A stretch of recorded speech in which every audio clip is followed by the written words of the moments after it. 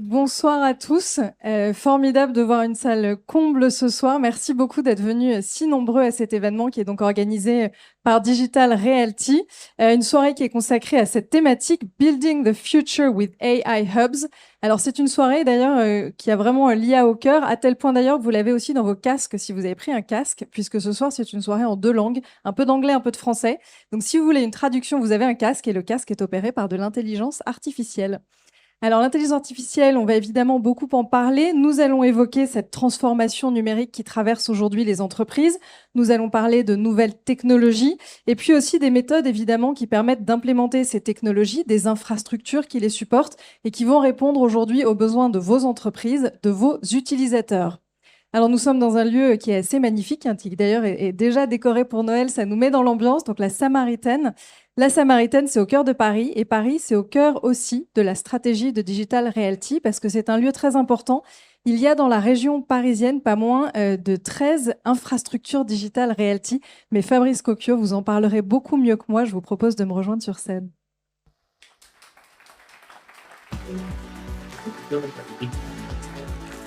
Bonsoir Fabrice. Bonsoir. Alors, vous êtes SVP et président de Digital Realty en France et c'est vous donc qui êtes à l'initiative de cette soirée dans ce beau lieu. Alors, c'est toutes les équipes de Digital Realty France et que je remercie.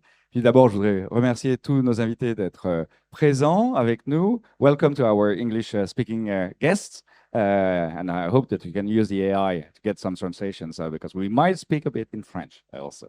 Donc, merci à tous. Effectivement, moi, vous avez raison, Ingrid, moi, ça me rappelle un petit peu Noël. Et puis, on est là pour parler dans ce beau site. Alors, chez Digital Realty, on aime bien depuis des années marier les anciens bâtiments avec le futur. On l'a fait à Paris, on l'a fait à Marseille. Je pense qu'on va continuer. Et là, on va parler beaucoup de l'IA. Hein, c'est d'actualité. Je pense que ça va peut-être durer, j'en suis presque sûr, un peu après Noël, de parler de l'IA pour les prochaines années. On est au cœur de ce qui se construit. Et la volonté pour ce soir, c'était vraiment, avec nos clients, nos partenaires, des témoins, que je remercie encore, de partager un peu d'abord des expériences, partager un peu surtout des visions, donc de la prospective de ce que nous souhaitons voir arriver, mais aussi ce qui va sûrement arriver avec les contraintes qui vont s'imposer. Et puis, partager justement cette vision tous ensemble, parce que comme le thème que nous avons retenu le dit, c'est ensemble qu'on va construire l'IA.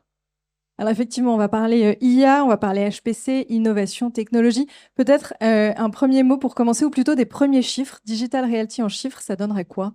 Alors, Digital Realty, aujourd'hui, c'est un peu plus de 325 data centers dans le monde, 50 zones métropolitaines, dont une trentaine déjà AI ready. C'est pas rien, donc il y a eu un gros effort du groupe pour ça. On est présent sur les 6 continents. L'important, bien sûr, on est très fiers d'être numéro 1 dans le monde, en Europe, en France.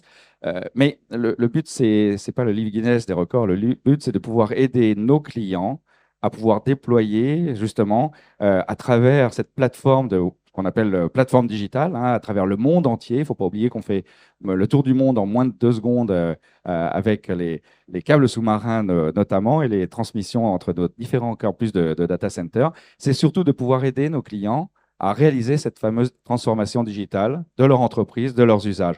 Alors, cette transformation numérique, une étude récente là, montre que c'est une opportunité à 100 000 milliards pour les entreprises. Enfin, on parle de chiffres gigantesques. Et ces chiffres gigantesques, qui vont bien sûr pas se faire en 24 heures, hein, tout ça ne va pas se réaliser tout de suite, c'est aussi d'énormes défis.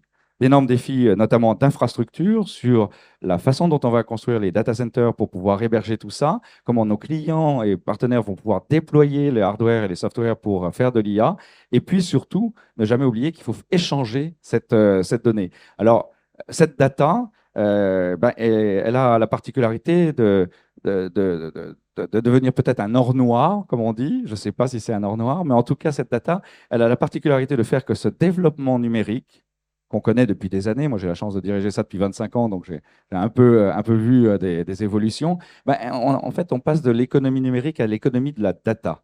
Et ça change beaucoup, beaucoup de choses dans la façon dont les entreprises vont devoir s'organiser et travailler pour pouvoir réaliser justement des usages pour les particuliers, les services publics et puis les autres entreprises. Alors, cette data, elle a quand même quelques caractéristiques, hein. On a interrogé il y a peu de temps le G2K de Forbes, hein, les 2000 plus grandes entreprises, comment elles créent de la data.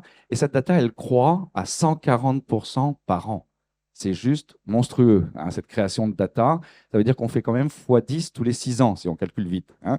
Et ça, il va bien falloir absorber tout ça, d'autant plus que cette data a le bon goût, le mauvais goût, je ne sais pas, d'être data-centric, c'est-à-dire qu'il y a une gravité de la donnée, où la donnée vient où est déjà la donnée. Et c'est pour ça qu'on a la surconcentration des investissements d'infrastructures, de hardware, d'applications, de workload dans des hubs, dans des grands hubs de data center. Et c'est ce qu'on essaye de faire. Alors, pour faire ça, nous, comme d'habitude, on essaye d'être humble. On écoute nos partenaires, nos clients, comment eux, ils ont des défis à relever, comment on va nous les aider à les relever, parce que forcément, quand on construit des data centers pour des fois des milliards d'investissements, ils ne vont pas durer 3 ans. Ils vont durer un peu plus longtemps. Il va falloir qu'on absorbe tout ce qui va se passer dans les 5, 10, 15 ans et au-delà qui vient. Alors, ça veut dire des besoins en HPC, ça a déjà commencé, des besoins déjà de plateformes testées en IA, que ce soit des trainings, des afférences, que ce soit surtout le besoin de modifier des infrastructures. Et on a déjà commencé chez Digital Realty en travaillant sur des solutions, on va en parler avec nos partenaires de Lenovo, de Direct Liquid Cooling. On avait d'ailleurs fait prééquiper déjà Paris 10 à la Courneuve pour pouvoir absorber immédiatement des déploiements de telles infrastructures. On le fait aussi avec Lenovo, avec une banque française, et où on a vu que si l'acteur de data center travaille avec les partenaires et travaille avec les clients, eh bien, on peut faire des déploiements beaucoup plus rapides, beaucoup plus efficaces. Avec ces solutions DLC, on consomme 30% de moins d'énergie, et puis surtout, on le fait d'une façon responsable. Alors, les chiffres sont impressionnants et je voudrais justement revenir sur ceux que vous avez cités au sujet de l'explosion de la donnée. Comment est-ce qu'on fait face à cette explosion de la data? Qu'est-ce que ça signifie en termes d'infrastructure et puis sur vos façons de travailler? Alors, encore une fois, on n'en est qu'au début. Hein, ça, c'est la bonne nouvelle. Donc, il y a encore plein de choses à faire devant nous. C'est une vague énorme d'innovation. Entre guillemets, on échange en sein de Digital Realty avec nos clients, avec nos partenaires, quasiment en permanence, avec beaucoup d'adaptations nécessaires. Mais il y a quand même, avec cette IA, a priori, un certain nombre d'exigences. Et en tout cas, qui ont des impacts pour nous. D'abord, c'est cette quantité massive de données à traiter. Et ça se reflète directement. Vous voyez, par exemple, hein, en 25 ans, moi j'ai vu dans les data centers de Digital Realty à Paris ou à Marseille, on passait de 2, 3, 5 à peut-être des fois 10, 15 kilowatts par baie informatique. Là maintenant, on est sur des sujets à 50, 60, 80, 100, même 150 kilowatts maintenant. Forcément, quand on est dans de tels multiples, ça a des impacts majeurs sur les infrastructures que l'on a. Mais on voit aussi qu'il y a des notions, cette IA exige des problématiques de réseau télécom, de temps de latence, de faible temps de latence. Et ça ne va pas se faire n'importe où. Ça va se faire dans les hubs interconnectés, ultra connectés, avec des tas de réseaux pour pouvoir trouver des solutions pour nos clients.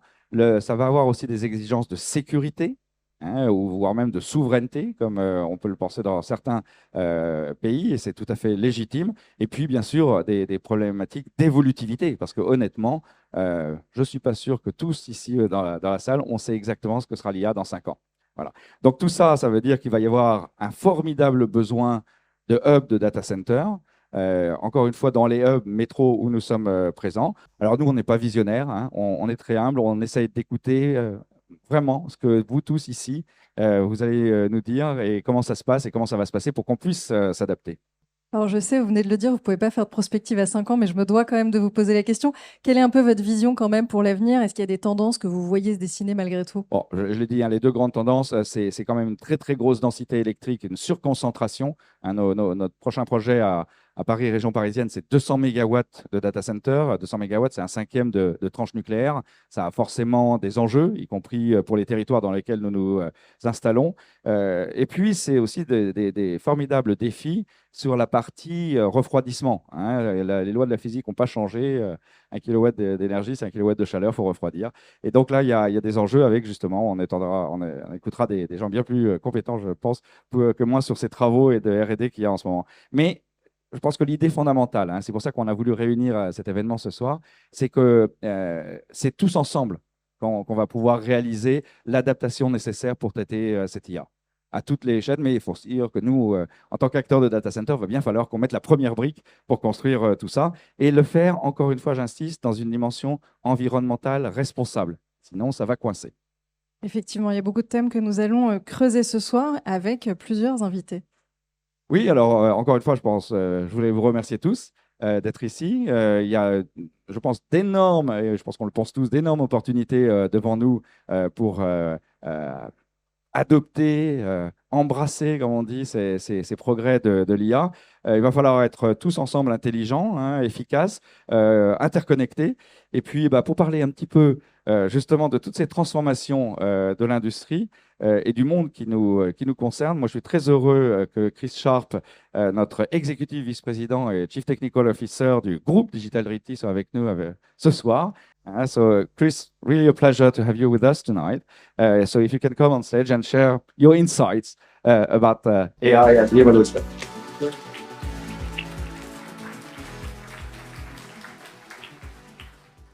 Thank you very much, the English portion of the show tonight.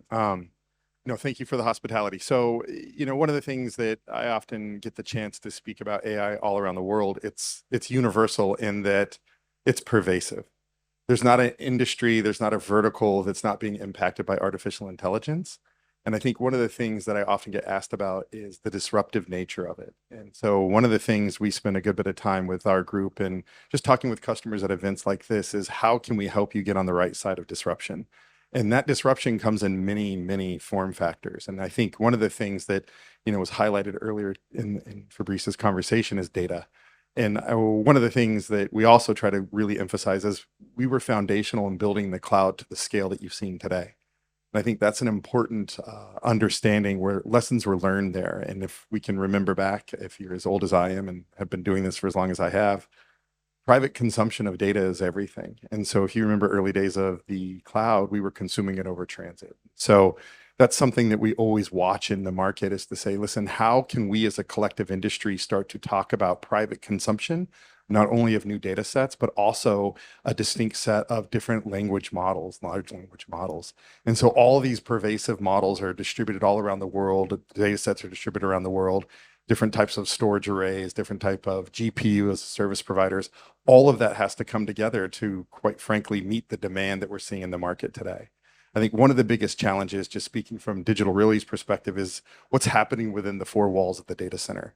And that's where, we've been looking at and working with our customers to overcome some of the challenges, not only in the 2.7 gigawatts of infrastructure we have deployed today, but also the 3+ gigawatts we're bringing online. And so we're looking at both frames. So how do you retrofit? How do you come into an environment and future-proof their deployment? We think about that often, and we actually have pre-procured a lot of infrastructure in our HD Colo program to allow our customers to get quick access to a technology called rear door heat exchangers or DLC, direct liquid to chip. And so that's something that we've been watching because there's a supply constraint issue around that because so many customers are evolving to bring in some critical infrastructure with our partners such as NVIDIA.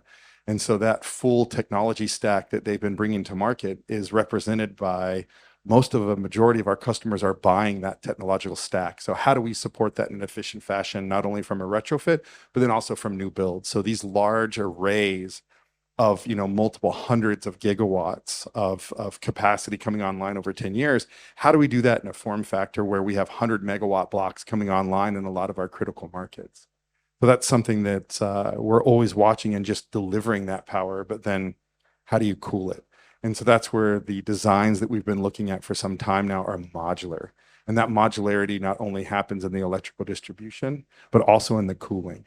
And so that cooling in those loops and being able to bring those loops in and being able to deliver that liquid to the rack on behalf of our customers is something that we're constantly watching. And so no two deployments are alike. Unfortunately, we're always pushing for standards in this industry. But I think that's something that we're always watching, and how do we ideate with our customers to be able to support their needs? And I think one of the unique relationships or partnerships that we have in the industry today is with NVIDIA, which we'll get into a little bit more here. But not only are they servicing these large hyperscale arrays, which we often refer to as training, and we watch a lot of that training infrastructure, but they're also serving the enterprise. And I think that's where we're pretty excited about how the enterprises are starting to consume these DGX pods and how we can help customers land those in our environments, such as a phenomenal case study up in the Nordics with Novo Nordisk. It's one of the largest DGX pods in all of Europe. And so I'd invite you to go in and read about the technical expertise that we were able to pull together rather quickly to support that requirement. But you're going to see a lot of the dialogue coming out of the data center industry where these are AI factories, right? It's no longer about cloud. It's about what are you able to do to action this data to make a valuable, informed decision off of that data. And so one of the things that we were pretty excited about is Jensen Huang was able to come up to the Nordics and be able to see that deployment. And he referenced that it's now an intelligence, it's a factory of intelligence because of the specific data and the pharmaceutical research that's being done there, that it's a whole nother step function in the value you're getting out of that infrastructure. So we're pretty excited about that. I think the other element that I would impress upon everybody is just the sheer demand. And so we're always watching how can we source the right type of power from the right type of delivery mechanism. And so we have over 1.5 GW of solar and wind procured today in our sustainability portfolio. But then we're also working with the utility operators in a longer term frame where we master plan markets multiple years out so they understand how we're going to be evolving within the community and to support the utility operators in a very balanced fashion. And I think we're pretty excited about some of the newer technologies that are coming to market. Happy to go into more detail after the session, but that's something that we're always looking at and how we can pull those things together. I think, you know, our vision of the future is definitely pushing for more standards and really understanding how we can be modular and how we're able to bring this infrastructure to market to allow our customers to be successful. And so, you know, one of the things that's pretty exciting about Digital Realty and operating all around the globe is a lot of customers are starting to understand they can design once and deploy many, and they can be very profitable in that rolling out across the globe. And so there's a balanced nature that we're always looking at there and working with key partners such as NVIDIA and others like Motivair, Schneider. It takes a conglomerate of infrastructure and technology providers to really bring these capabilities to market so that the customers can get the benefit out of that. And I think the last thing I'll emphasize is we're pretty excited, not just because of the power densities that Fabrice touched on, but because we're bringing a new form factor called liquid. It's 800 times denser than air. And so what we're pretty excited about that is you can get more efficient. So the efficiency factors of our data centers will be able to increase as well. And so less fans blowing air, more liquid being delivered directly to the heat source through these cold plates. That's something that we're pretty excited about, to find more efficiencies and be able to utilize kind of a term that we're firming up in the market a little bit called flops to watts. So the flops are the actual compute inside of the environment. And so how many watts you're delivering to that infrastructure, how many flops are you getting out of that? And that's really where we're watching a lot of our customers start to really hone in on that and make sure they have a nice balanced approach in how they bring that to market. But, you know, we at Digital have been very excited and, you know, been working with some of our partners such as NVIDIA for 8+ years now, just on their DGX pre-certification program, which I think we'll touch on here in a little bit. But finding that balance and how we can bring this infrastructure to market, quite frankly, for a lot of you in this room, not only in the deployments you have today, but also your future deployments. And so watching how AI is not only being disruptive, but also making sure that disruptive in nature is beneficial to you. And so that's where, we have different customers where some of them are far down the journey of AI, but then we have a lot of them that are pretty apprehensive where they're like, I get it. I have some data sets, but I don't know how to action that. And so we have a broad set of partners that we can bring in to sit down and define and design the right architecture for you. And so there's a group called our solution architects that I would invite you to reach out. Happy to schedule a session just to talk about, from our perspective, what is the best in class deployments we're seeing in the market today. So that's one of the things that, drives me in this market and how we can execute collectively in a lot of this. But just excited to be here today. And with that, I think we're going to transition into our panel. Thank you very much, Chris. Thank you so much for raising all those stakes. We see that there's a lot going on at different levels. So now I suggest that we dive maybe a little bit deeper in some topics. And now I'm going to go to my notes because it's getting quite technical and quite long sentences in English. So I'm sorry. Now we're going to talk about how the growing need for AI and HPC workloads is driving innovation among AI factory and data center operators, and how infrastructure optimization and advanced cooling solutions for next generation GPUs are improving efficiency and sustainability. A lot on the table. And for those topics, I'm also asking Andrea Zhao to join us on stage. Welcome, Andrea. Bonjour. Hey, that was the Louvre of data center. It was beautiful. I had the privilege of visiting the data center today. Thank you. Great. And thank you so much for being here, because both of you come from the US. So we are very glad to have you tonight. Andrea, maybe I just say who you are. So you're a Senior Director of Global AI Strategies and Solution at NVIDIA. So now we're all going to have a little talk together. I suggest maybe we take a seat. Okay, sure.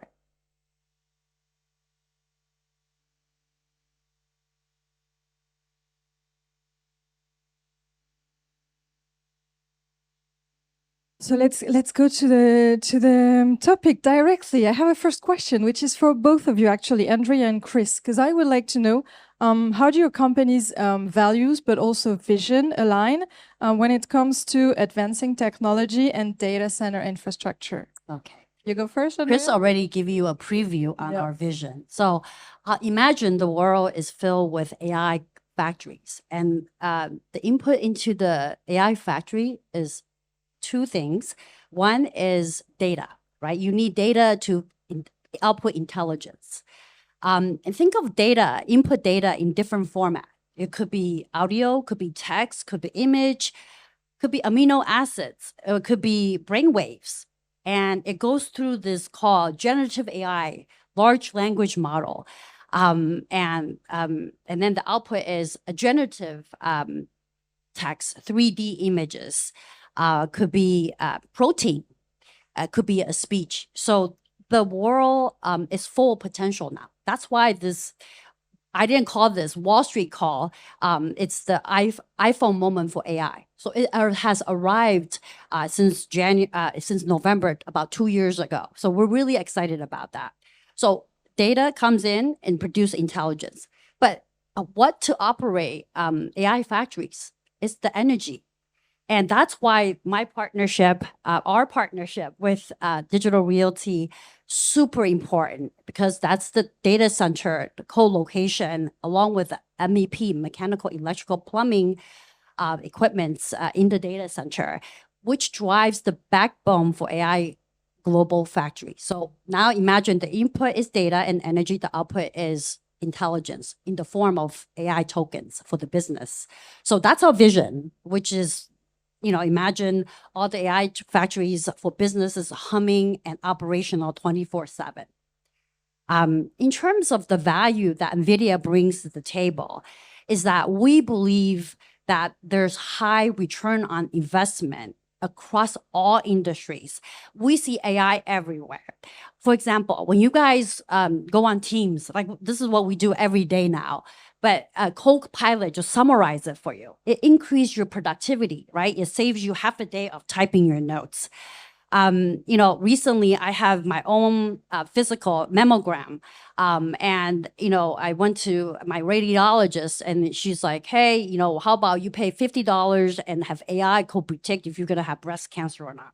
And obviously, we're not going to replace jobs. I know people are really worried about AI replacing jobs, but this is to augment the doctors, the radiologists, to be really intelligent about what is the prediction, what's the trend. So it's actually improve our life better. So we believe the value is that AI will provide high return on investment for the businesses. I guarantee you a lot of CEOs, business leaders, they're actually thinking about AI because it has Wall Street impact to their businesses as well. Second, what we value is we, NVIDIA, believe in delivering AI software blueprints. We have delivered pre-trained models so that the customer could easily take what already built and adding their data, adding their own algorithms to make their business outcome becoming more important in the marketplace. Third is we value our ecosystem partner. We couldn't do this alone. Guys, building an AI factory is super complicated. Like Fabrizio said, traditional data center was 15 kilowatts. Now we're moving towards 150 kilowatts and beyond. And the density just will increase and the performance increasing. Back in 2016, the large language model was AlexNet, right? It hadn't even been invented. It was like few hundred petabytes. Now we're talking about 1.8 trillion parameters. Look at the compute density that is driving the AI industrial revolution. That's why we need the accelerated AI infrastructure like Digital Realty is providing. So these are things we, NVIDIA, value in terms of our partnership with Digital Realty. I know that's a long-winded answer, but Chris, please feel free. I love it. No, it's great. And just starting where you kind of ended up, we're in the era of augmentation today. So it's augmenting your emails, taking notes, doing things like that. I think you'll see by the beginning of next year, there's going to be more agents. And we've heard a lot about what an agent really is going to be. The amount of infrastructure behind agents is really starting to increase. I think people overlook the fact that even like bimodal, which essentially means it's doing not just text, it's doing video, it's doing imagery. That amount of infrastructure required to do that just continually increases. And so that's something we're always watching collectively because we do a lot of co-design work. So it's not about the chipset today, the software today, the full technological stack. We're always watching that next iteration and ideation that we see coming not only for the hyperscale, but also the enterprise, because for us to understand that and design with one another's kind of outcome in mind is absolutely critical. And data is everything, right? And that's why we started with our data gravity, just to get people thinking about where their data is stored, how they can transact on that data. But then we always saw the fact that in the most simplistic sense, what AI is algorithms to data and getting an output out of that. And so finding that balance is something that we share a co-vision in, making sure that's done efficiently, effectively, and quite frankly, we try to, and I don't think, we try to meet the demand. And I think that's where the power element of this comes into play, where power is a constraining factor. And that's where, having been in the digital, being in the industry for 20 years, myself being here 9 years, dealing in these larger capacity blocks, working with the utility operators allows us for that very unique runway. Andrea, does your doctor know that you work for NVIDIA? No, I didn't want to tell them no, but it's just a way of business monetizing AI, right?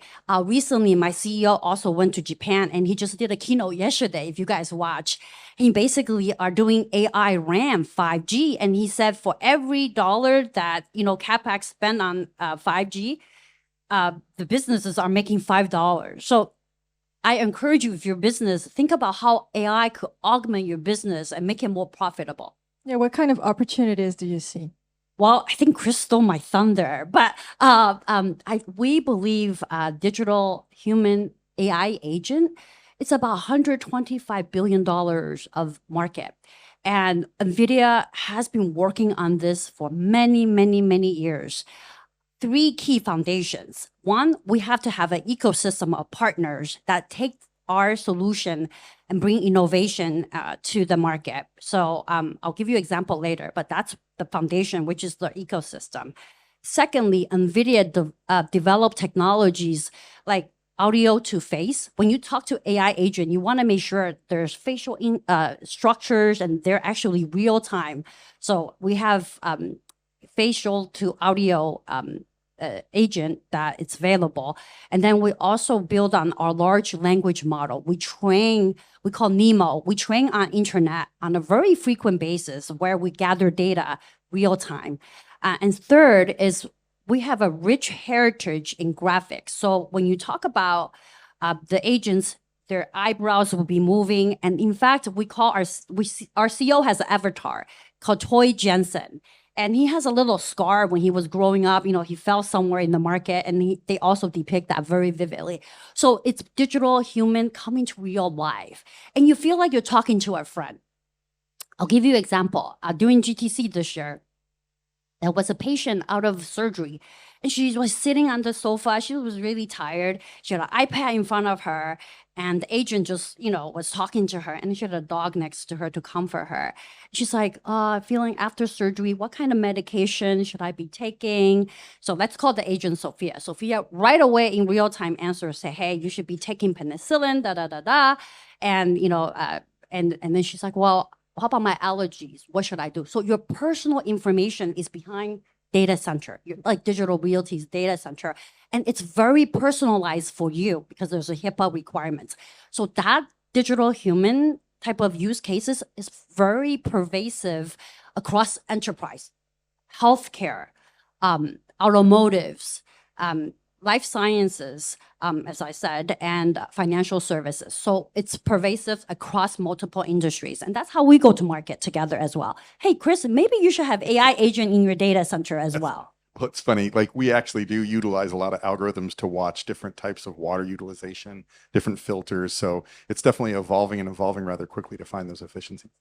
Yeah, I think there's a lot of startups starting that. Maybe we should talk. Yeah, maybe exactly. just a word, because so many topics and so many sectors moving on quite rapidly, but maybe a word from you, Chris, on sustainability. How do you combine the two of them? No, absolutely. And sustainability, it's not just around power, it's around water and just finding efficient ways to, support the environments that we operate in, even within the community.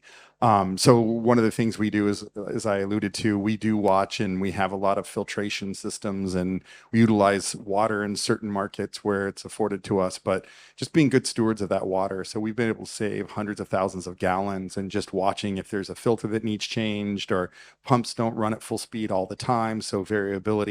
I think some of the other elements around just power utilization, just watching how we draw from the grid, making sure that certain fans, certain motors don't operate at full speed all the time and are attuned to the workload. Because I think that's where we're always excited, is understanding what's on the other side of the data, and the data center being in the epicenter of that is everything to us. And that's why understanding the customer implications, where if it needs data sovereignty or any kind of GPDR kind of associated with it, we have the ability to distribute that and service those needs in a local market. But those ESG goals are balanced across every market we operate in. And it's, I won't lie, it's not easy, but it's something that we're getting better at. And I think with the heritage that we have between all of the amalgamation of engineering talent and just the talent that's represented within Digital Realty is definitely ahead of the curve. If I may, I would like to just add a little bit on the AI perspective, how we balance performance and energy efficiency and sustainability. I'll give you an example. When we talk about AI factories, we're talking about generating intelligent tokens. So back in 2016, right? Let's imagine infrastructure in your data center. For the Pascal architecture, we're looking at generating one intelligent token to be 17,000 joules. I don't know what that means, but that means a lot. So today, in our latest Blackwell GB200 we announced this year, and generating one token is about 0.4 joules. Then you're like, okay, what's 0.4 joules per token? So imagine you're in a dark room in your bedroom, and you put a nightlight there.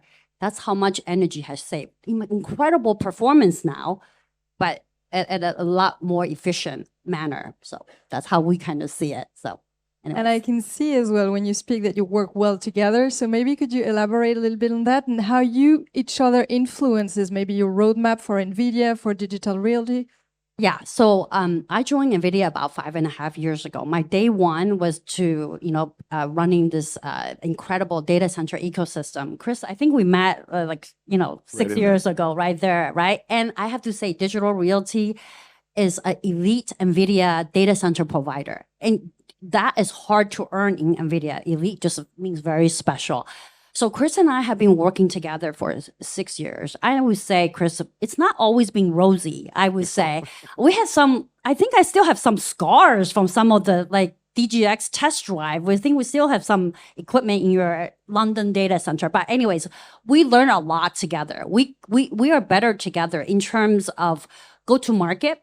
I think we had an example where, a partner was in US and then our market penetration was in EMEA, big no, right? So we've learned together. We feel 1 + 1 = 3. We're co-innovating together in terms of power, advanced solution, the modular design you talked about, a different form factor, because look, building a data center is capital intensive, right? And you want to make sure that, it's going to be relevant for the next 10, 20 years if possible. And we will continue to evolve. We can't help it because the advent of ChatGPT, we can't help it. Having transformer in our engine, now we're looking at trillions of parameters. We have to innovate, right? But we just want to make sure you guys are also prepared. So we share a roadmap together. We say, hey, here's a trend. How can we do this together for the customer? So you don't worry about it. It's frictionless for you. When we say, hey, we're ready for AI Factory, you say, hey, I just called the elite partner, Digital Realty. We take care of you. So it's just seamless. No, I would echo the sentiment in that there were some rough patches, right? And it's not between us. It's just the technology either wasn't viable or the customer wasn't there, the use case wasn't there. And so we learned quickly to fail fast. And so I think, we didn't give up on anything. We continued to ideate together. And, some of the work that we've done, we have 30 plus certified, DGX certified data centers all around the globe. That's kind of the current formation of the program. And we continue to do that even within this market and with the data center we sell today, being able to support that current state of the generation. But we even go one step further in that, some of our most elite engineers sit in the room on a constant basis with NVIDIA, sharing at a detailed level exactly, what patents or what technology we're going to bring to the facility to make sure it supports those needs. Because again, hopefully it's not missed on this room. And I was told it's a pretty technical room. A majority of our customers are buying the NVIDIA technological stack. They use it from all the way to the software, all the way down to the hardware, and even throughout the networking. And I think that's some of the stuff that we're very excited about, and understanding what they're doing with, some of their leading customers, such as Novo Nordisk, and what we're able to support up in the Nordics.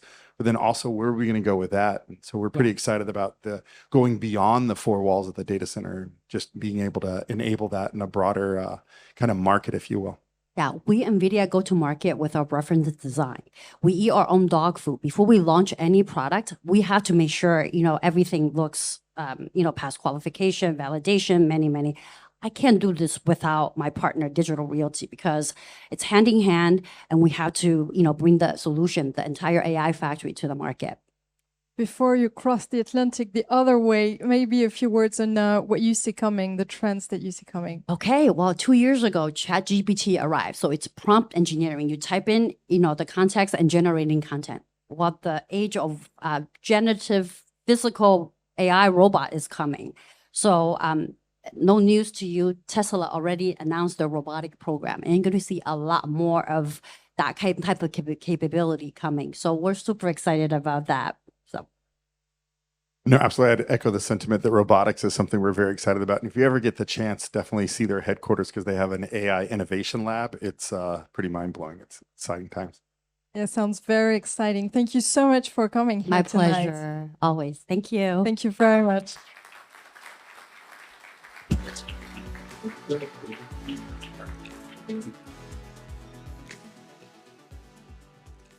Retour en français. Merci beaucoup pour ces interventions. On va revenir sur Digital Realty. Vous l'aurez compris, donc l'objectif de Digital Realty, c'est de représenter un hub dans lequel se concentrent des opportunités, des services, des transformations digitales qui doivent ensuite accompagner les entreprises. Alors, c'est cet écosystème qu'on voulait maintenant réunir pour comprendre un petit peu tous les partenaires qui sont à l'œuvre dans ces hubs et ces écosystèmes. Nous avons donc ce soir, pour la table ronde suivante, un acteur des infrastructures HPC, un fournisseur de solutions cloud et un intégrateur. Et je vais donc demander maintenant à nos 3 invités de nous rejoindre. René Louis Ada, General Manager chez Adista.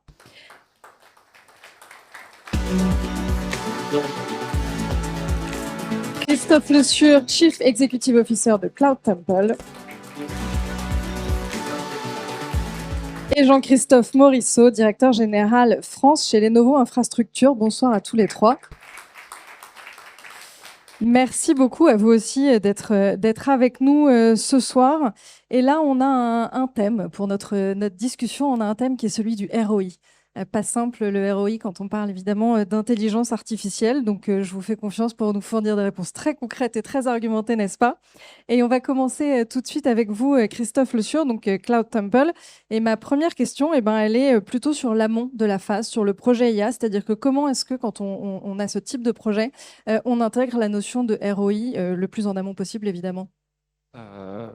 Déjà, merci à Digital Reality d'avoir organisé cette soirée et de nous donner l'opportunité de partager un petit peu notre retour d'expérience sur ces sujets-là. Le premier sujet concernant le ROI, c'est de faire que le projet n'échoue pas. Et on a beaucoup parlé de technologie et vous l'aurez compris, on a besoin de data center, on a besoin de technologie de calcul, on a besoin d'énormément d'ingénierie. Néanmoins, et c'est un peu contre-intuitif, les premières causes d'échec de projets d'intelligence artificielle et de generative AI, ce sont des causes humaines. C'est le rejet que peut avoir ces technologies-là, que ces technologies peuvent provoquer au niveau de vos utilisateurs, au niveau de vos collaborateurs, simplement parce que gestion du changement, parce que en fait aussi un petit peu d'inquiétude sur qu'est-ce que je vais faire demain. Nous, on a pris une décision chez Cloud Temple depuis maintenant un peu plus d'1 an, c'est de généraliser la mise à disposition de ces outils pour tous nos collaborateurs. Et on s'aperçoit que Cloud Temple, c'est 300 personnes à peu près. On a moins de 15% au bout d'1 an des collaborateurs qui l'utilisent de façon régulière. Plus vous êtes manager, plus vous êtes expert, plus il y a une difficulté à appréhender ces technologies. Et c'est notre responsabilité d'aider nos collaborateurs, d'aider nos clients aussi à comprendre ces technologies, au-delà de simplement de l'aspect technologique, de se focaliser sur le cas d'usage et de leur simplifier, de leur masquer toute cette complexité que l'on voit poindre. C'est le premier sujet à traiter, c'est le facteur humain. Alors René Louis Ada, vous implémentez aussi des solutions directement chez vos clients. Comment est-ce que vous intégrez aussi cette notion de ROI? Et puis si vous avez peut-être aussi des cas concrets ou des histoires à nous raconter? Oui, bien sûr, plein. Déjà, pas trop non plus. Non, pas trop, non. Donc déjà, effectivement, en termes, pour rejoindre ce que disait Christophe, je connais 2 personnes frustrées par l'IA. Il y a ceux qui ne l'utilisent pas et ceux qui l'utilisent mal implémentés. Voilà. Donc, il faut faire attention à l'implémentation, préparer. Et pour ça, effectivement, il y a une démarche à faire qui permet de gérer à la fois le ROI, l'adoption et faire les bons choix. Et notre démarche, c'est toujours de commencer par le COMEX. Le COMEX, leur expliquer toutes les possibilités, leur expliquer les contraintes, leur expliquer les risques, les opportunités. C'est un point important et leur définir, leur expliquer comment ils peuvent intégrer ça dans une stratégie ou intégrer ça en fait ponctuellement sur certains sujets. Deuxième partie, c'est de faire une étude de cas d'usage. Donc, on voit avec les managers, avec des key users et on définit une liste de cas d'usage, de use case, où on décrit le cas d'usage. À quoi ça répond. On explique effectivement ce qu'il faut investir. Alors, le ROI qu'on en attend, le ROI, ça peut être financier, ça peut être du temps, ça peut être de la qualité, ça peut être plein de choses différentes. Ça peut être répondre aussi à des problèmes qui sont en cours, d'accord, donc qu'ils gèrent. Et ensuite, on va définir le CAPEX, les OPEX, parce qu'il y a de l'OPEX, d'accord. Il n'y a pas que l'investissement, il y a toute la gestion, l'utilisation de l'IA, ça a un coût, donc il faut bien en être conscient. Et à partir de là, effectivement, faire des notations sur tous ces cas d'usage, et puis voir avec la direction générale, le COMEX, s'ils veulent en faire une stratégie globale ou s'ils veulent implémenter simplement quelques cas. Alors, dans les cas d'exemple, je vais en donner quelques-uns. un grand groupe hôtelier, Louvre-Hôtel pour le citer. Ils ont plusieurs problématiques. Ils ont des problématiques de turnover, comme il y a beaucoup dans ce secteur-là. Et donc, du coup, ça crée des non-qualités. Ça crée des problèmes. Parce qu'il faut former les gens vite. Et puis, en les formant vite, ce qui se passe, c'est que parfois, ils ne savent pas réagir face à une situation. Ils ne savent pas comment faire quelque chose. Donc, un des sujets, par exemple, ça a été de permettre à des personnes d'interroger. Donc, il y a des consoles qui sont disponibles pour les différents employés des hôtels. Et à tout moment, ils peuvent poser une question. Donc, ils sont reconnus, on sait qui ils sont, on sait quel rôle ils ont, on sait dans quel hôtel ils sont, on sait dans quelle région aussi, quel pays ils sont, parce que les procédures ne vont pas être les mêmes. Et ils vont poser la question et ils vont avoir effectivement un résumé de l'action qu'ils doivent faire qui sera issu de l'ensemble des procédures applicables dans ce contexte par rapport à eux et dans cette région. Voilà un cas d'usage qui est très simple et qui va permettre vraiment d'améliorer la qualité et qui va permettre d'accélérer les formations et d'avancer. Donc, deuxième cas d'usage, un petit, voilà, donc ça doit sortir là pendant les fêtes, c'est un vendeur de meubles.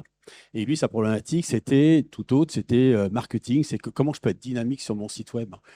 Comment est-ce que je peux, mon site web, l'adapter comme ça pour la Saint-Valentin. Donc, il vend des meubles, il aimerait avoir des amoureux sur les canapés. Vous avez dit Noël il y a 2 secondes. Alors, j'ai dit Noël, mais je parle Saint-Valentin, mais Noël, alors pourquoi est-ce que ça va sortir à Noël? Donc, effectivement, le principe, c'est qu'il va y avoir et la rédaction, la présentation des articles et la photo des articles, en fait, donc tout le contexte, qui sera complètement contextualisé pour Noël et après pour le jour de l'an. Voilà, je reviendrai. Et la Saint-Valentin, ils auront des amoureux. Formidable. On parle de ROI. Il y a un sujet qu'on a traité un petit peu en filigrane tout au long de cette soirée, qui est celui aussi de la consommation énergétique évidemment croissante liée à l'explosion de la data. Jean-Christophe Morisseau, cette question, elle serait pour vous. Est-ce qu'on peut un peu rationaliser cette consommation énergétique aujourd'hui? Quand on aborde on entend, oui. Quand on aborde les sujets d'IA, et là on parle d'IA générative, parce qu'il n'y a pas que l'IA générative, on a aussi des cas d'usage autour de la computer vision, de l'IA analytique. Donc sur la partie générative, on sait tous qu'en fait on a une augmentation de la puissance, on a besoin de beaucoup de puissance. Donc en fait, l'équation, c'est de se dire comment je fais en sorte de pouvoir accueillir et accepter une puissance bien plus importante dans un data center. Cette puissance informatique, elle va m'obliger à penser à la consommation électrique.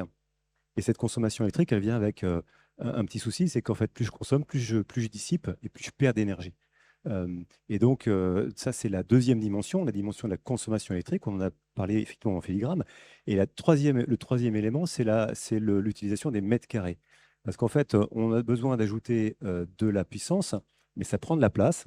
Et toute la question aujourd'hui, c'est d'arriver à gérer ces trois dimensions dans des logiques de ROI pour se dire comment je fais en sorte de pouvoir avoir plus de use cases dans le même nombre la même place, en consommant toujours plus, mais en dissipant toujours moins.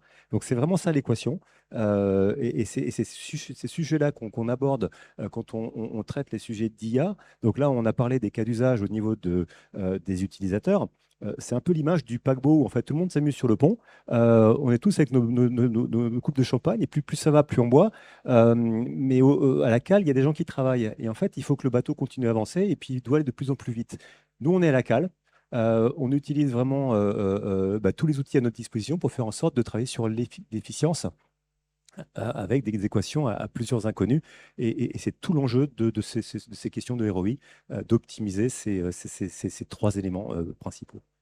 Et puis, il y a évidemment pas mal d'avancées technologiques aussi, d'innovation. Donc, c'est assez intéressant. Là aussi, les choses bougent très vite, même peut-être au fond de la cale du bateau, notamment grâce à des systèmes de refroidissement. Est-ce que là, vous pourriez nous expliquer un peu plus comment ça fonctionne et l'impact que ça peut avoir? Alors, Fabrice, tout à l'heure, parlait de la limite de la physique. Et ben, on y est, en fait. On arrive à un moment où, en fait, on a traditionnellement refroidi des data centers avec de l'air. L'air arrive à sa limite. On est sur des tels niveaux de puissance que des acteurs comme NVIDIA nous disent que les nouvelles générations de GPU, les Blackwell, les GB200, ne pourront plus être refroidis à l'air. On est obligé de passer à une autre technologie. Et donc, on arrive à un point de rupture où en fait, on va être obligé de passer à l'eau. Alors, la bonne nouvelle, c'est que chez Lenovo, là, on est dans un temple du luxe. Quelque chose qui est important dans le luxe, c'est l'héritage, c'est l'histoire. Lenovo est une société qui en fait, a racheté il y a 10 ans une technologie d'IBM dans la partie x86 avec une culture très forte dans le data center et dans le mainframe. Et il y a une technologie dans le mainframe qui est très répandue, qui est le water cooling ou le DLC. Et c'est quelque chose qu'on a immédiatement appliqué à nos technologies. Ça fait 10 ans qu'on fait du water cooling. D'abord dans le HPC, donc tout ce qui est grand calculateur. Aujourd'hui, on a environ 30% de part de marché mondial sur ce domaine-là, qui nous amène cette capacité à maîtriser cette puissance, cette dissipation de chaleur. Et en fait, le système est bête comme chou. En fait, on construit des serveurs dans lesquels on met des radiateurs. Et en fait, on est sur un système de chauffage central dans lequel vous avez des baies, dans lequel vous avez des racks, des serveurs. Et sur ces serveurs, vous avez des réseaux de cuivre qui passent et qui vont aller chercher la chaleur là où elle se crée, sur le processeur, sur les barrettes mémoire. Et en fait, on va créer des réseaux qui vont permettre d'aller chercher la chaleur où elle est et de l'extraire du serveur pour en fait la sortir à travers des réseaux d'eau chaude qui vont permettre de... Alors, c'est contre-intuitif, on refroidit avec de l'eau chaude. Pourquoi? Parce qu'un processeur, c'est très chaud et une eau tiède, une eau chaude qui rentre, en fait, on travaille sur les différentes températures. Donc, tout l'enjeu de la recherche de la R&D aujourd'hui sur l'adoption et l'accompagnement de cette IA, c'est d'arriver à mettre de l'eau dans les serveurs et de faire en sorte que ces data centers puissent vraiment être refroidis à l'eau. Et donc, ça amène quoi comme bénéfice? C'est qu'aujourd'hui, vous avez des data centers qui ont ce qu'on appelle des PE, qui sont en fait des facteurs de dissipation de chaleur entre 1,50, 1,60 pour un data center traditionnel. Quand on est super optimisé, on arrive à 1,30. Ça veut dire qu'on utilise toujours 30% d'énergie pour la chaleur. Et ben en fait, l'eau nous amène à des facteurs de 1,05, 1,06. Et on a annoncé à notre Tech World il y a pas plus tard que 3 semaines, en fait, des machines qui arriveront en juin prochain avec des facteurs de 1. Donc on arrive maintenant à récupérer 100% de la chaleur et à l'extraire des serveurs pour faire en sorte d'optimiser cet impact au niveau de l'utilisation énergétique. Donc ça, c'est vraiment l'enjeu. Et donc pour finir, je donnerai un use case, moi aussi. On a un client qui est une référence connue, qui est DreamWorks, qui est donc la société, le studio, et qui a mis en place donc cette technologie avec une contrainte de place. Ils avaient besoin de plus de puissance dans le même nombre de mètres carrés. Et donc, ils ont pu gagner avec des technologies DLC 30% en termes d'utilisation de l'énergie. Un truc qu'on oublie, c'est qu'en fait, si on met de l'eau, on ne met plus de ventilateur. Le ventilateur, ça prend de la place. Et à la place du ventilateur, on met quoi? On met des GPU, on met des CPU, on met de la mémoire. Et donc, on arrive encore à densifier et à faire en sorte d'amener, en plus d'économie d'énergie, plus de puissance. Et donc, DreamWorks a réussi à amener 15% de puissance en plus dans son data center en réduisant sa consommation électrique. Et eux, ils ont une métrique, c'est le pixel généré par mètre carré. Et ce pixel par mètre carré, ils ont pu l'augmenter parce qu'ils ont justement travaillé sur tous ces vecteurs. C'est amusant, effectivement, de voir les préoccupations diverses des entreprises et comment ils les matérialisent. Préoccupations des entreprises, justement. Aujourd'hui, on entend beaucoup parler de la sécurité de la donnée. On entend parler d'enjeux de souveraineté, en tout cas de ce côté-ci de l'Atlantique. Comment est-ce que ça, vous pouvez le travailler aujourd'hui avec vos clients, René Louis Ada? Alors, effectivement, c'est un vrai sujet. La sécurité des données, c'est déjà, est-ce que mes données que je mets en input et en output restent bien dans mon contexte entreprise, ne soient pas exploitées ailleurs, directement ou indirectement? C'est un premier sujet. Et le deuxième sujet, c'est la sécurité des données en interne. C'est être sûr, effectivement, qu'on maîtrise bien les droits d'accès en interne aux data, parce que l'IA va chercher de l'information partout. Si jamais on ne maîtrise pas, si on planifie, on ne définit pas les sources d'information correctement, et elle va chercher de l'information là où un utilisateur n'irait pas chercher de l'information. Et surtout, elle va rendre intelligibles des documents qu'un utilisateur lambda n'aurait pas forcément compris en première lecture. Ça, c'est le premier point. Alors après, effectivement, la souveraineté, c'est un vrai sujet. C'est un vrai sujet parce qu'on a les grands clouders dont les économies des différents pays deviennent forte dépendance. Ils cumulent richesse et data. Donc, il est important de pouvoir éclater un peu ces sujets-là et de pouvoir effectivement avoir des réseaux data centers comme Digital Realty, effectivement, avec toutes les capacités qu'ils proposent pour bénéficier d'ordinateurs de Lenovo, etc., avec du refroidissement liquide, bon, tous ces sujets. Nous, on est intégrateur de ces solutions-là, infogéreur de solutions, et on est capable donc de pouvoir créer des espaces d'IA en fait qui seront gérés localement. Et d'ailleurs, on a répondu à un appel de projet français sur un IA souverain, voilà, qui sera certainement mis en œuvre. Alors, je sens que votre voisin qui représente le monde du cloud a très envie de répondre. Comment est-ce que vous vous saisissez de votre côté de ces sujets? Le métier de Cloud Temple, c'est de fournir des infrastructures de calcul labellisées par l'ANSSI en France avec la qualification SecNumCloud. Et depuis maintenant quelques semaines, on met à disposition de tous nos partenaires et de nos clients la possibilité d'utiliser des modèles de langage large, en particulier NVIDIA NeMo, directement en environnement qualifié SecNumCloud, avec toute la sécurité et le tampon de l'ANSSI, et avec, pour le client, extrêmement de facilité. Alors, on a beaucoup de clients qui sont ce qu'on appelle des ISV, c'est-à-dire des éditeurs de logiciels, qui viennent consommer la puissance de calcul en environnement SecNumCloud de façon très simple, simplement en achetant des tokens, comme le disait Madame tout à l'heure. Ça se fait aujourd'hui bien et c'est la vision que l'on a, simplifier au maximum ces technologies-là, même si on l'a compris, il y a énormément de technologies sous-jacentes. Cette puissance de calcul pour Cloud Temple, elle est chez Digital Reality. On utilise la technologie NVIDIA à la fois pour le calcul, mais aussi pour les modèles en environnement SecNum. Et devant vous, je vais faire un pari. Je pense qu'il y a des métiers qui vont être fortement impactés, et ce que j'appelle, c'est ce que j'explique à mes équipes, fortement impactés, notamment au niveau des ressources humaines, au niveau des avant-vendeurs. Ça veut dire que dans quelques mois, voire quelques années, ne pas utiliser ces technologies-là, ça tiendra quasiment de la faute professionnelle. Vous ne pourrez plus en fait avoir aujourd'hui une réponse à appel d'offres dans lequel vous avez des fautes d'orthographe, dans lequel il n'y a pas une réponse extrêmement précise à un besoin client.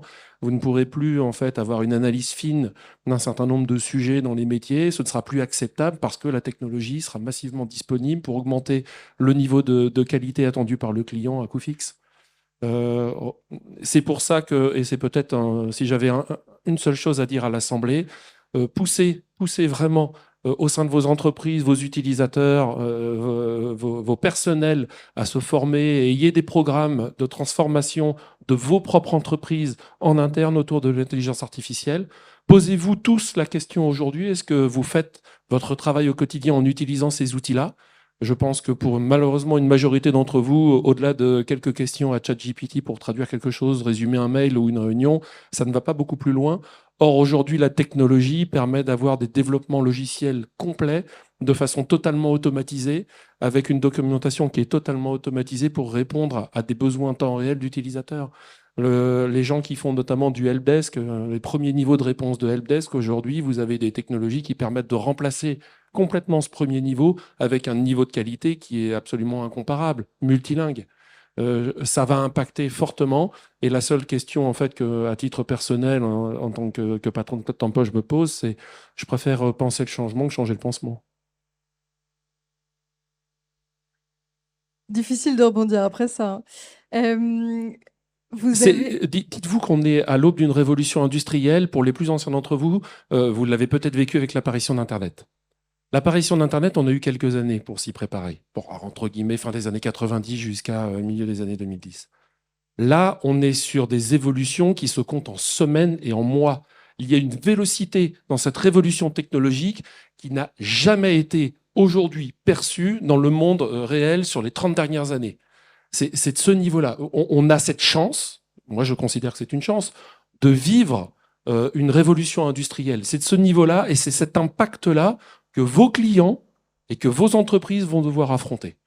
Alors justement, on a des entreprises en face. Est-ce que vous souhaitez aussi je ne sais pas, parce que vous avez un conseil pour se lancer ou un message aux entreprises, Jean-Christophe, René-Louis? Oui, il faut penser effectivement le changement à l'avance.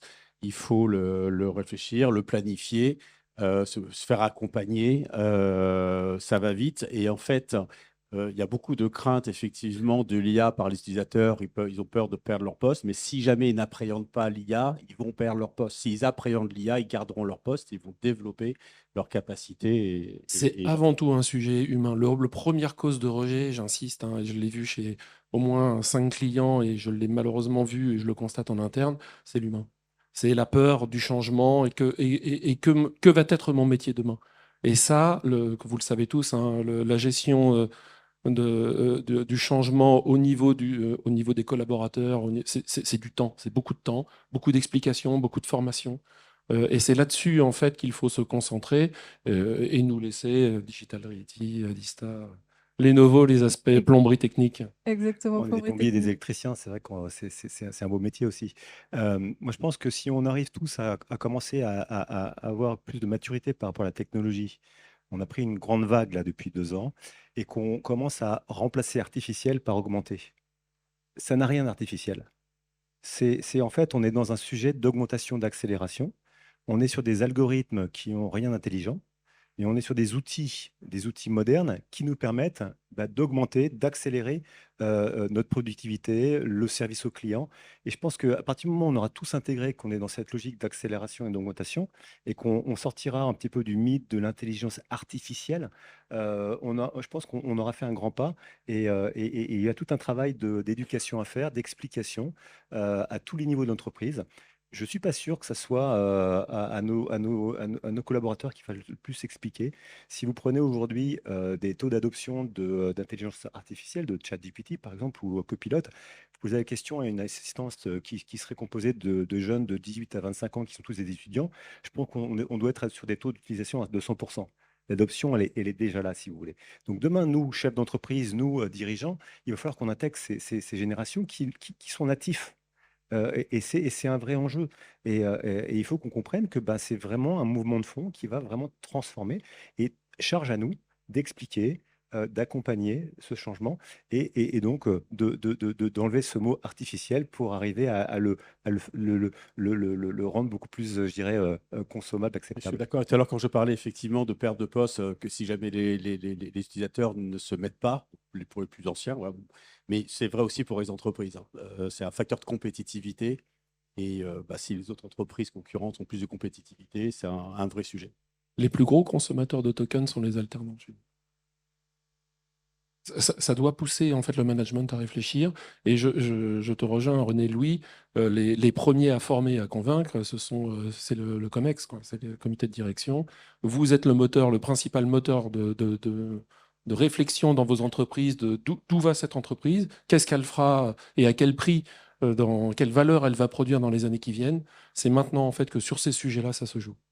Et on comprend effectivement que ça se joue ensemble, comme le disait Fabrice Cocchio tout à l'heure, au sein d'écosystèmes et en conjuguant les différentes parties prenantes en présence. Merci beaucoup de nous avoir donné à voir Merci, votre Ingrid. vision à tous les trois. Merci.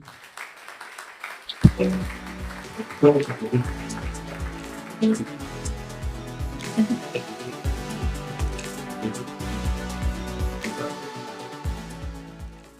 On est presque au terme de cette première partie de soirée parce qu'il y a des choses après que vous pourrez aussi voir et faire par vous-même.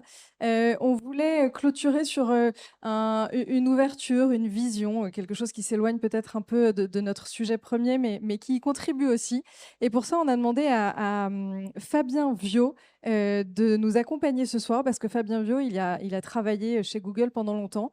Maintenant, il ne travaille plus chez Google, mais il a monté une entreprise. Et il y a beaucoup de choses qui se passent autour de tous ces sujets, mais il en parlera à nouveau beaucoup mieux que moi. Merci Fabien de me rejoindre ce soir. Nous, on reste debout. Ouais, c'est bon. Bonsoir à tous. Donc, je vous le disais, vous avez travaillé chez Google, mais sur un prisme bien particulier. Vous avez complètement switché. Est-ce que vous pourriez peut-être débuter, enfin complètement, en tout cas de profil d'entreprise, mais pas de secteur. Est-ce que vous pourriez peut-être, avant qu'on plonge un peu dans les sujets du jour, nous expliquer brièvement votre parcours? Je vais essayer. Donc, j'ai fait 20 ans dans l'infrastructure internationale, digitale, on va dire ça comme ça, câbles sous-marins, fibre optique, etc. J'ai fait 14 ans chez Google, donc c'est le gros de ma carrière et ça forme bien. Et j'étais dernièrement en charge du développement des data centers, du développement de l'énergie et des aspects environnementaux pour les data centers sur une partie mondiale, une partie Europe, Moyen-Orient, Afrique. Donc, on a développé avec l'équipe des data centers dans une vingtaine de pays. Ça se compte en gigawatts, en propre, via des tiers comme Digital Realty, des parcs éoliens, du photovoltaïque, de la réutilisation de chaleur fatale. Donc, beaucoup de choses. Et comme je m'ennuyais un peu, j'ai décidé de sauter du nid et de tenter une aventure entrepreneuriale. Et donc, j'ai créé une entreprise qui s'appelle Sepia Infrastructure en faisant un constat, c'est que je trouve que le métier du data center pourrait bénéficier d'un peu plus de planification en amont. C'est pas toujours facile, hein, mais je me suis dit qu'il y avait quand même un moyen, une opportunité de se concentrer là-dessus, de la planification, faire les choses encore mieux au niveau environnemental, faire les choses encore mieux au niveau de l'intégration des territoires avec les communautés. Des choses qui me tenaient à cœur, des choses sur lesquelles moi je me concentrais. Et donc, Sepia Infrastructure, c'est un... J'ai toujours du mal à l'expliquer. Ça peut me prendre 30 minutes, hein, mais je vais faire Elevator beaucoup plus pitch, court. 1 minute. Le Voilà, BABA de voilà, voilà. l'entrepreneur. Non, mais puis ça sera jamais complet. Mais on est un développeur et opérateur de parcs industriels. Ça fait pas très sexy quand on dit ça comme ça. Et on se concentre sur les couches sous-jacentes. Donc on s'occupe de l'énergie, la connexion à la grille électrique, la gestion des centres énergétiques, la gestion de la chaleur fatale et l'intégration dans les territoires. On ne fait pas de data center. On fait les choses en dessous, les data centers principalement, mais aussi tous les électro-intensifs. Et on fait ça à travers l'Europe avec une équipe brillante. On a la chance d'avoir des partenaires avec nous, des investisseurs.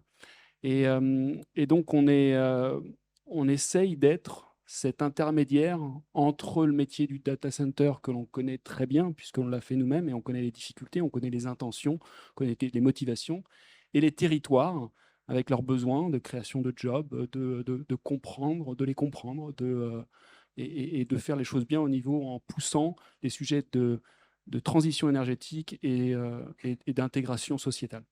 Mais ça, c'est quelque chose, une approche qui change complètement et qui est permise parce que vous avez créé votre structure. Ça l'était moins chez Google. Et aujourd'hui, comment est-ce que vous appréhendez le marché en tant qu'entrepreneur, justement? Est-ce que vous sentez que vous pouvez agir sur ces sujets? Quelle réception un peu vous avez de la part des personnes en face? Je suis désolée, c'est plein de questions à la question. Justement, quand on a préparé, vous m'avez dit, me faites pas le coup, me posez pas plein de questions en même temps. Et je le fais. Voilà. Donc, finalement, comment est-ce que le marché reçoit votre offre aujourd'hui, votre positionnement aujourd'hui? Alors, ils la reçoivent, oui. Alors, j'ai la chance d'avoir tous vécu et de connaître plein de gens, donc ils m'accueillent vraiment très correctement. On faisait de belles choses chez Google. Et voilà, j'ai fait toutes mes classes, j'ai appris beaucoup et je respecte énormément cette équipe, ces équipes, toute cette industrie. Mais vous êtes limité par plein de facteurs. Vous êtes limité par des facteurs de priorité,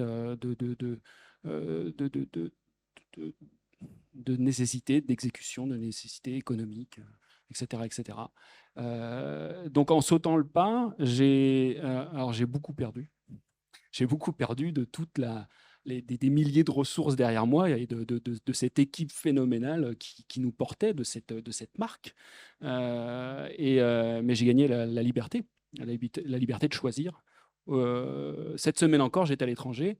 Et on a décidé avec l'équipe de ne pas continuer un projet parce qu'il était trop triste, trop standard, pas assez. Il y avait rien d'intéressant écologiquement parlant, il n'y avait rien d'intéressant d'un point de vue gestion de la transition énergétique, il n'y avait rien. Donc non, nous, ça ne nous intéresse pas, ça. Et ça permet de choisir ces projets. Aujourd'hui, on est sur un projet où on a un beau parc sur lequel on travaille. Et on approche le marché, on approche des géants, et on leur dit: est-ce que ça vous intéresse? Ah, ouais, c'est quand même pas mal ce que vous faites, ça nous intéresse. Et là, on leur dit: attention, on ne veut pas le générateur de secours sur ce site-là. Réaction, non, le standard, c'est d'en mettre, quoi.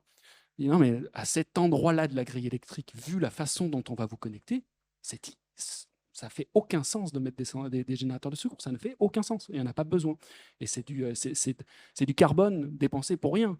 Et c'est du belt and braces, mais you don't need the belt. So stop it. On va rester en français, mais là encore, 14 ans de chez Google, ça implique. L'autre chose, je m'écarte un peu, mais je trouve toujours la chose intéressante, et on en avait discuté.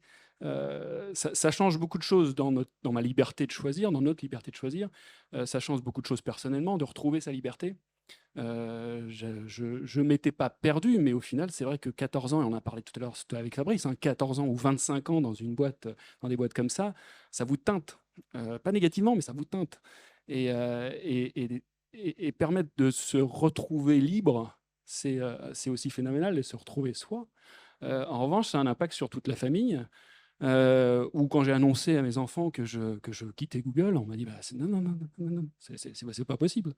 Mon fils, qui a 12 ans, il m'a dit si tu peux quitter Google si tu vas chez Apple. C'est tout. Et je lui ai reparlé de ça cette semaine et je dis bah, alors est-ce que tu es content de ce qu'a fait papa? Il fait ouais, non, tu as l'air heureux.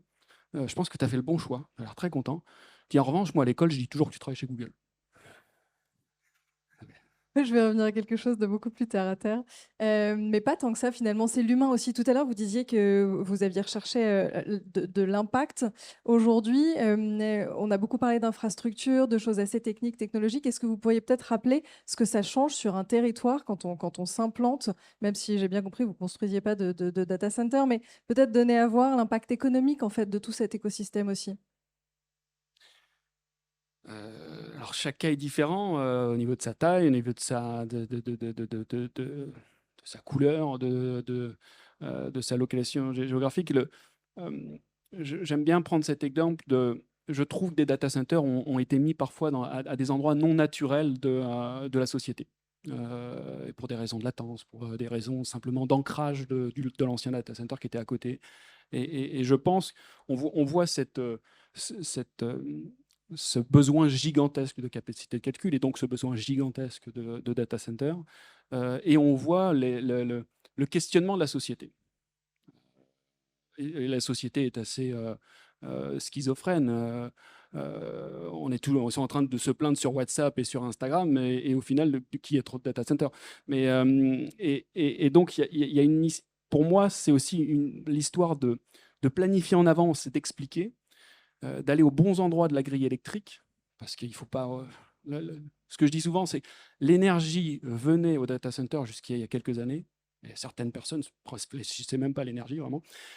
Aujourd'hui, le data center va à l'énergie, et demain, l'énergie et le data center se construisent ensemble. C'est là-dessus que nous, on est. Donc, aller se placer aux bons endroits de la grille électrique et aux bons endroits de la société. Si Dijon ne veut pas de nous, bah, ne pas aller à Dijon. À un moment donné, on peut pas forcer ça. En revanche, créer 150 emplois à Paris, c'est très bien. Mais au final, c'est une goutte d'eau, c'est assez limitant. Créer 150 emplois à un autre endroit, où là, on parle en plus de désindustrialisation en ce moment, etc., de la société, c'est quand même des beaux emplois qui sont pas délocalisables si facilement que ça, des retombées économiques gigantesques au niveau de... Enfin, je peux lister, je suis habitué à faire toutes ces choses-là. Mais c'est donc trouver cette adéquation entre cette communauté et cette industrie on ne peut pas forcer à... Voilà, il y a des industries il y a des communautés qui sont pas accueillies, et d'autres non. Mais c'est aller faire cette démarche. Alors, avec la vitesse à laquelle on va, c'est encore plus difficile aujourd'hui, sachant qu'on ne l'a pas forcément toujours bien fait hier. Mais moi j'aime ce côté-là. Ça fait donc des années qu'en travaillant sur ce domaine-là, on vous demande de construire l'infrastructure d'une économie digitale qui a du mal à forecaster à 6 mois. C'est ça. Et j'ai toujours dit, si j'attends de savoir de quoi j'ai besoin, je suis en retard. Et donc, pour ne pas faire ça, on est obligé de prendre des risques et de se projeter dans l'avenir à 5 ans, à 10 ans, ce qui est très difficile, et à faire des erreurs. Mais si vous ne faites pas d'erreurs, etc., vous n'y arriverez pas. Et donc, c'est à faire cette démarche intellectuelle. Qui plus est, ça permet aussi d'influencer l'avenir. Et moi, alors j'en reviens beaucoup à ça, hein, c'est transition écologique, transition énergétique et intégration sociétale. Et on a beaucoup apporté, mais il faut expliquer et il faut apporter à ceux qui sont prêts à accueillir. Donc c'est trouver cette adéquation.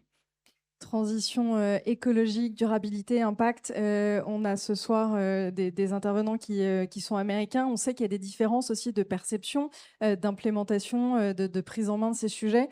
Comment est-ce que vous ressentez ce prisme sur la durabilité entre les États-Unis et la France? Est-ce qu'il y a et l'Europe plutôt que la France d'ailleurs, parce qu'on est censé avoir une politique commune, n'est-ce pas? Alors, il est vrai que les sujets sont beaucoup plus discutés en Europe qu'aux États-Unis depuis des années dans notre industrie. Mais il y a un vrai réveil, un vrai sursaut aux États-Unis. On parle beaucoup de consommation d'eau aux États-Unis, on parle beaucoup de consommation électrique aux États-Unis. Ils n'ont pas les mêmes lois environnementales, et encore, les États-Unis, c'est très diversifié. Un État n'en vaut pas un autre, attention. Il n'y a pas les mêmes sujets d'émissions, quoique encore, ça dépend aussi de type d'éléments chimiques. Donc, il y a encore une grosse différence, mais j'ai envie de dire ça se réduit. En Europe, on est beaucoup plus moteur là-dessus, et on peut voir ça de façon limitante. Moi, je ne vois pas ça de façon limitante, c'est une opportunité. C'est une opportunité qu'il faut saisir, et ça pousse à l'innovation. Et je dirais un peu en résumé, les États-Unis sont en avance technologiquement par rapport à nous de plusieurs trimestres, voire de plusieurs années, selon les cas de figure. On est en avance au niveau écologique. Les choses qu'on va faire ici vont influencer de l'autre côté. Et aujourd'hui, au niveau réutilisation de chaleur fatale, au niveau création de flexibilité sur la grille électrique et de pouvoir faire d'une demand response, qui est très très dur dans notre domaine, mais on s'y attelle. Au niveau décarbonation des matériaux de construction, les gens parlent du scope 1, du scope 2, mais le scope 3, c'est quand même 85% du carbone. Hein. Il faut s'y attaquer. Et notre industrie a été très motrice depuis des années dans les PPA, dans l'énergie. Et on peut être moteur aussi sur cette industrie de la construction. Et, le data center a beau être une grosse industrie, c'est tout petit dans le domaine de la construction, entre guillemets. Et là, si on est leader et si on invente des choses, on est capable de faire avancer une industrie de step function, d'aller faire vraiment un grand pas en avant et réduire les coûts et faire d'un produit très décarboné soit au même prix qu'un produit carboné. Demain, c'est toutes les industries qui vont en bénéficier. Donc, je réponds à la question sans répondre à la question, mais les sujets écologiques sont clés. On n'a plus le choix de toute façon. Et au contraire, moi, je veux qu'on continue à être moteur là-dessus. Et ça va derrière tout ce qu'on va pouvoir faire et toutes les avancées qu'on va faire, ça va avoir un impact derrière sur les États-Unis qui vont nous rattraper. En tout cas, tout ça va s'équilibrer et de toute façon, on n'a pas le choix et je trouve ça passionnant. Et si ce n'était pas un peu challenging, on s'ennuierait de toute façon. Donc, on y va. Bon, opportunité et moteur, je pense que ce sont des bons mots pour clôturer ces échanges. Merci beaucoup d'être venu partager votre vision avec nous aujourd'hui, Fabien. Merci, Ingrid.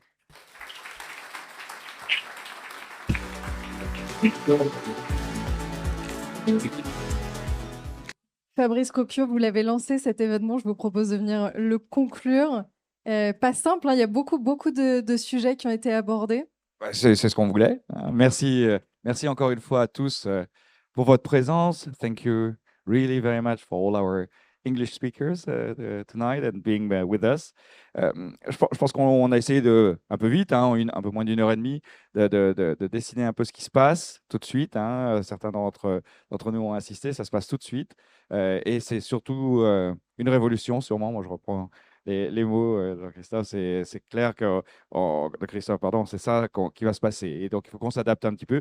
On le sait, je pense que c'était le gros thème de ce soir. Ça se fait tous ensemble. Hein. C'était Building the Future with AI Hubs Together. Et c'est ça qui va se passer. Alors, on va bientôt pouvoir se restaurer, un peu boire, se désaltérer, parler, surtout entre nous. C'est le deuxième temps de la soirée. Je vous invite aussi, il va y avoir toute une partie immersive qu'on a préparée sur la gauche. Vous pouvez y aller par la gauche, par la droite. Enfin, c'est assez open avec des gens pour vous accueillir. N'hésitez pas.